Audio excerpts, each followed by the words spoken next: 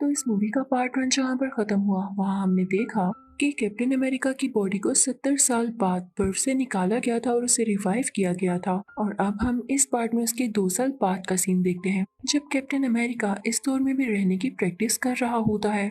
तो Nick Fury उसके पास आते हैं जो कि एक एजेड आदमी है। वो कैप्टन अमेरिका से एक मिशन के बारे में बात करते हैं जिसमें कैप्टन अमेरिका की साथ ही एक लड़की होगी और उसका नाम नताशा है।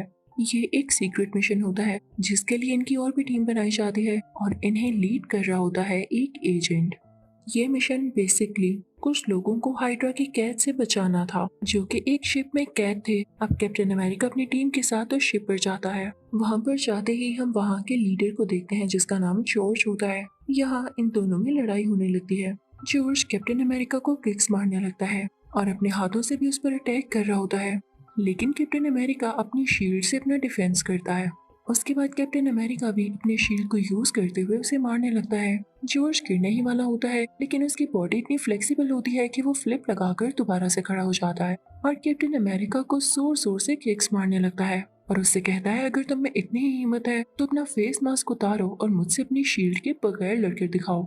कैप्टन अमेरिका अपनी शील्ड को पीछे लगाता है और अपना मास्क उतार लेता है और अब उन दोनों में बहुत जबरदस्त फाइट स्टार्ट होती है। कैप्टन अमेरिका यानी स्टीव भी जॉर्ज को काफी मार रहा होता है और आगे से जॉर्ज भी कुछ कम वार नहीं कर रहा होता। तभी कैप्टन अमेरिका को बहुत गुस्सा आ जाता है और वो उसे जोर से पकड़कर एक दरवाजे के साथ मारता है जिससे वो दरवाजा टूट जाता है और वो अंदर आकर गिरते हैं। जॉर्ज का सर जमीन के साथ लगता है जिससे वो थोड़ी देर के लिए बेहोश हो जाता है। ये वही रूम होता है जहाँ पर नताशा भी होती है। वो शिप से सारा डाटा एक यूएसबी में कॉपी कर रही होती है। तो तभी उसके पास कैप्टन अमेरिका आता है और वो कहती है कि बस मेरा काम हो गया। इससे पहले कि वे लोग यहाँ से निकले जॉर्ज को होश आ जाता है। वो दोबारा से लड़ाई के लिए तैयार हो जाता है, लेकिन कैप्टन अमेरिका अपनी जान बचाते हुए यहाँ से अपने हेडक्वार्टर आ जाता है और निक फ्यूरी को सब कुछ बताता है। अब यहाँ पर निक फ्यूरी उसे 3 सैटेलाइट्स दिखाते हैं। इनकी मदद से वो किसी भी दुश्मन को तबाह कर सकते थे।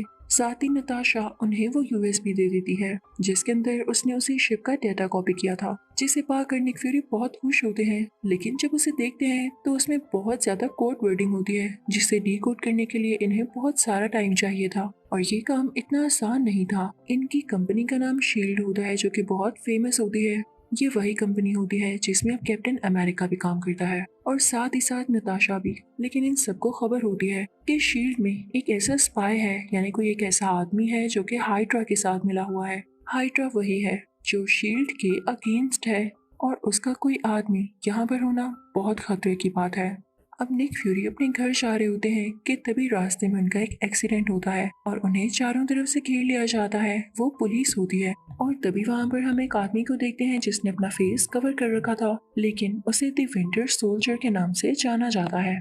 निक फ्यूरी काफी जीनियस होते हैं तो वो वहां से चले जाते हैं और सीधा कैप्टन अमेरिका के पास आते हैं। ये कैप्टन अमेरिका का घर होता है तो निक फ्यूरी से बताते हैं स्टीव मेरी जान खतरे में है। नताशा ने जो मुझे डाटा कॉपी करके दिया है वो यूएसबी मेरे पास है जिसे बहुत से लोग हासिल करना चाहते हैं। मुझ पर रास्ते में हमला भी हुआ है जिसके पीछे हाइड्रा का हाथ है। मैं नहीं चाहता कि ये लोग मुझे मार। अभी के लिए ये यूएसबी अपने पास रखो ताकि अगर मुझे कोई पकड़ भी लेता है तो उन्हें ये ना पता चल सके कि मेरे पास ये यूएसबी है और जो डाटा इतनी मुश्किल से हमने हासिल किया वो हमारे हाथों से निकल जाए। लेकिन तभी वहां पर एक और अटैक होता है और ये अटैक किसी और ने नहीं, उसी द विंटर सोल्जर ने कराया था, जिसकी वजह से निक फ्यूरी की डेथ हो जाती है।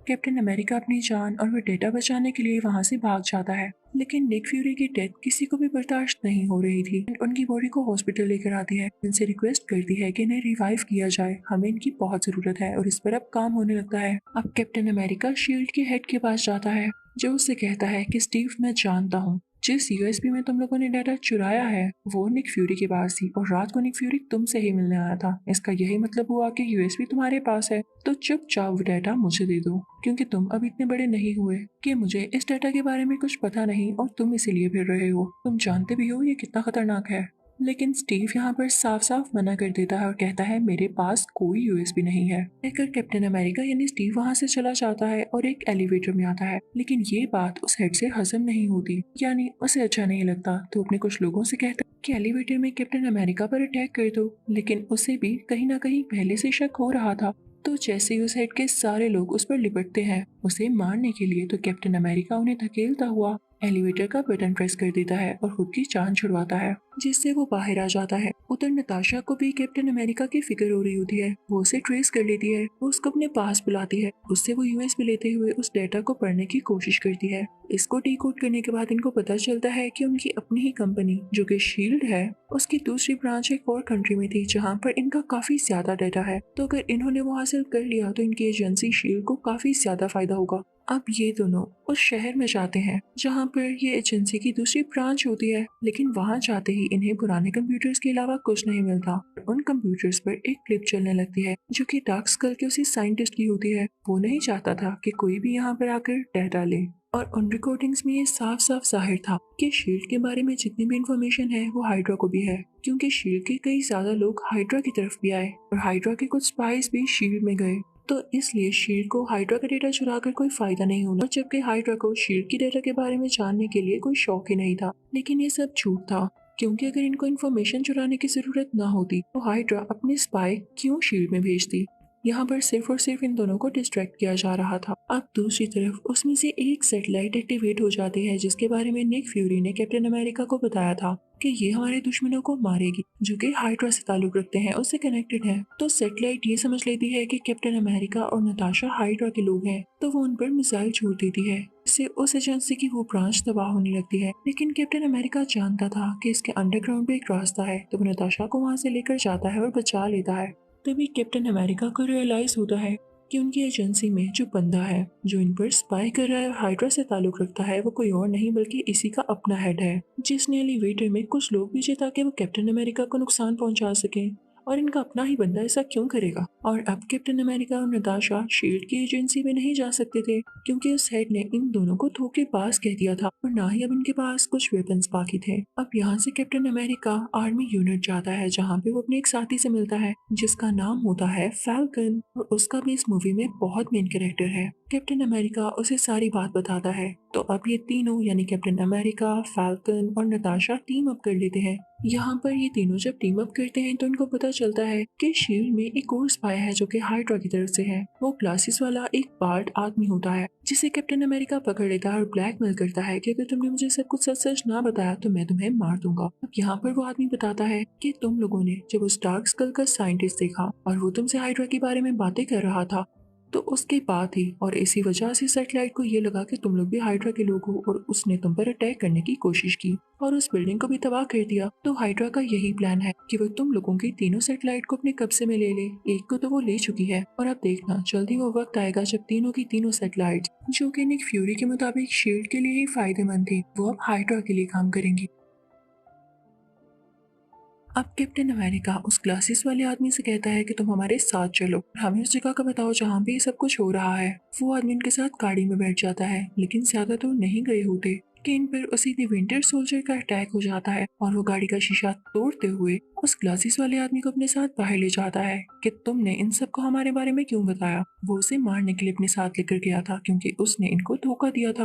अब कैप्टन अमेरिका ऐसा नहीं चाहता था कि इतनी मुश्किल से इनके हाथ कोई आदमी आया जो कि इन्हें सारी नॉलेज दे रहा है, तो वो अपनी गन लेकर बाहर जाता है ताकि इस विंटर सोल्जर से लड़ सके। जैसे ही लड़ाई शुरू होती है तो विंटर सोल्जर का मास्क उतर जाता है और ये देख के हम सब काफी हैरान रह जाएंगे कि विंटर सोल्जर कोई और नहीं बल्कि कैप्टन अमेरिका का अपना दोस्त बकी बार्न्स होता है। यहाँ ये सुन लीजिए कि बकी बार्न्स हाइड्रा का मेंबर किस तरह बना और हाइड्रा के लिए काम क्यों करता है। क्योंकि पार्ट 1 में जब वो ट्रेन से गिरा था तो हमें ये लगा कि शायद वो मर गया है, लेकिन नीचे उसे हाइड्रा के लोगों ने बचा लिया था और उसका इतना ज्यादा माइंड वॉश किया, शील्ड के अगेंस्ट बातें मरी, इवन कैप्टन अमेरिका के खिलाफ भी, कि अब वो हाइड्रा के लिए ही काम करना शुरू हो गया। नेक्स्ट सीन में हम देखते हैं कि कैप्टन अमेरिका निक फ्यूरी से मिलने जाते हैं जो कि अब जिंदा हो चुके थे। वहां जाकर उनको पता चलता है कि निक फ्यूरी एक्चुअली मरे ही नहीं थे, सिर्फ एक्टिंग कर रहे थे ताकि हाइड्रा उनका पीछा छोड़ दे, और उनके असिस्टेंट ने फौरी तौर पर यानी जल्दी उनको हॉस्पिटल पहुंचाकर उनकी जान सच में बचा ली और वो ठीक ठाक है। कैप्टन अमेरिका इन्हें ऐसे देख के बहुत खुश होता है तो निक फ्यूरी उनसे कहते हैं बस अब हमें ध्यान देना होगा हमारे अगले मिशन पर। तुम जैसा कि जानते हो कि हाइड्रा ने हमारी सब सैटेलाइट्स को हैक कर लिया है, तुम्हें बस ये करना है कि हमारी सैटेलाइट्स की चिप में ऐसी चेंजिंग करनी है कि वो दोबारा से शील्ड के साथ कनेक्टेड हो जाए और शील्ड के अलावा किसी भी एजेंसी का कहना ना माने। अगर तुमने ऐसा ना किया तो वो जल्दी बाकी कंट्रीज पर इसके जरिए फायरिंग स्टार्ट कर देंगे। अब हम शील्ड की एजेंसी के अंदर ही देखते हैं कि उनमें से एक सैटेलाइट को लॉन्च किया जा रहा होता है और वहाँ पर कुछ सिक्योरिटी काउंसिल के मेंबर्स भी आ चुके होते हैं जो कि इसमें पार्ट लेने वाले थे और उनके साथ वो हेड भी शामिल था जो कि गद्दार था, बीट्रेयर था। तो कैप्टन अमेरिका ऊंची आवाज में अनाउंस करता कि हमारे अंदर ही कुछ स्पाइस मौजूद हैं, हमें उनको पहचानना होगा क्योंकि मैं जानता हूँ हमारी ये सैटेलाइट हैक हो चुकी है और हाइड्रा इसको हमारे अगेंस्ट ही यूज करने वाला है। तो मेरी आप लोगों से रिक्वेस्ट है, आप सब मेरा साथ दीजिए।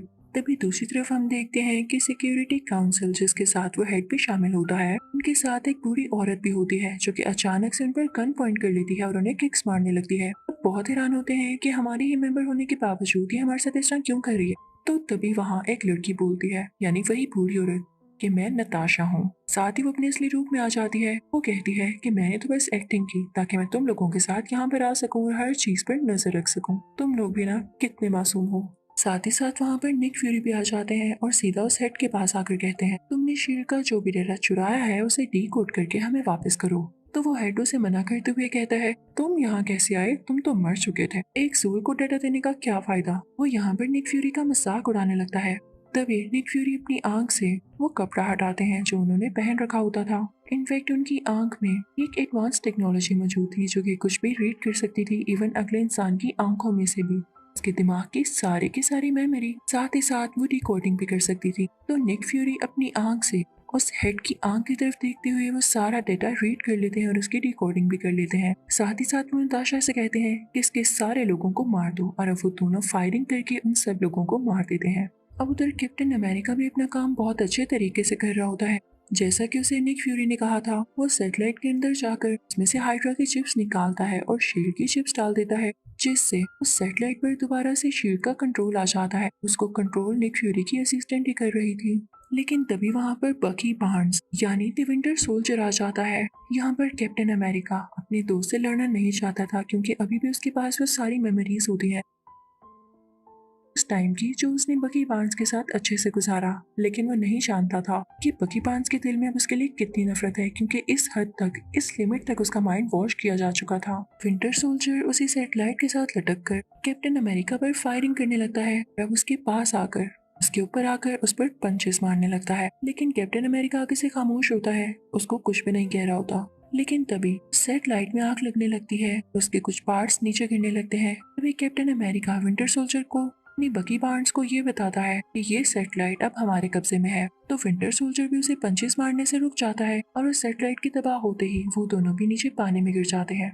नीचे गिरते ही कैप्टन अमेरिका बेहोश हो जाता है, जबकि बकी बार्न्स यानी वो विंटर सोल्जर जिंदा होता है। लेकिन न जाने उसे वहाँ पर क्या याद आया था। वो कैप्टन अमेरिका को पानी से खींचता हुआ बाहर लाता है और खुद जंगल की तरफ जाकर गायब हो जाता है, और इसके बाद इसका किसी को पता नहीं चलता। अब यहाँ सीन चेंज होता है और हम नताशा को देखते हैं। वो प्रेस कॉन्फ्रेंस से बात करी होती है कि अब सब कुछ ठीक है, हमने हाइड्रा को हरा दिया है और सब कुछ अब हमारे कंट्रोल में है। और अब मूवी के लास्ट सीन में हम कैप्टन अमेरिका और निक फ्यूरी को साथ देखते हैं जो कि एक ग्रेव पर खड़े होते हैं, और वो ग्रेव किसी और की नहीं बल्कि निक फ्यूरी की फेक यानी नकली ग्रेव होती है। निक फ्यूरी कैप्टन अमेरिका से कहते हैं कि तुम यहाँ किसी को मत बताना कि मैं जिंदा हूँ, लोगों को बस यही लगता रहने दो कि मैं मर चुका हूँ, ताकि ना कोई मेरे पीछे आए और ना ही कोई समझे कि शील्ड का एक अच्छा बंदा कि हर किसी से लड़ सकता है अभी भी जिंदा है, क्योंकि मैं छुप कर उनके अगेंस्ट काम करना चाहता हूँ और यही बेटर ऑप्शन है। एंड पर हम कैप्टन अमेरिका और फैल्कन को एक साथ देखते हैं जो कि आज भी बकी बार्न्स की तलाश में होते हैं। इसी के साथ इस मूवी का यही एंड होता है। We got to turn it on.